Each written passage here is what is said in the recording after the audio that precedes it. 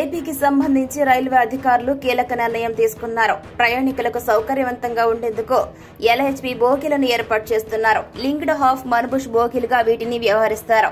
దీనివల్ల ప్రయాణంలో ఎటువంటి కుదుపులు ఎదురుకావు. ప్రయాణం చాలా సౌకర్యవంతంగా సాగుతుంది. ఈ నెల 24 నుంచి Visakha Chennai central weekly express, అలాగే ఈ నెల 25 నుంచి చెన్నై సెంట్రల్ విశాఖ వీక్లీ రైలు, ఈ నెల 26 నుంచి విశాఖ పారాదీప్ వీక్లీ ఎక్స్ప్రెస్, ఈ నెల 27 నుంచి పారాదీప్ విశాఖ వీక్లీ ఎక్స్ప్రెస్, అలాగే ఈ నెల 28 నుంచి విశాఖ కర్నూలు టౌన్ వేసవి ప్రత్యేక రైలు, ఈ నెల 29 నుంచి కర్నూలు టౌన్ విశాఖ వేసవి ప్రత్యేక రైలు ఎల్హెచ్బి బోగీలతో నడవబోతున్నాయి. వీటిల్లో ఒక జనరేటర్ మోటార్ కార్, ఒక second class sitting cum luggage, దివ్యాంగంజన్ coach, 2 second AC, 3 third AC, అదేవిధంగా 9 స్లీపర్, 4 జనరల్ సెకండ్ క్లాస్ తో ఈ రైళ్లు అనేవి నడవబోతున్నాయి.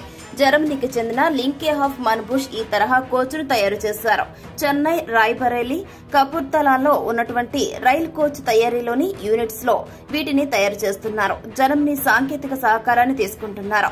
మొదట్లో జర్మనీ నుంచి 24 ఏసీ కోచ్లను భారతీయ రైల్వే దిగుమతి చేసుకుంది.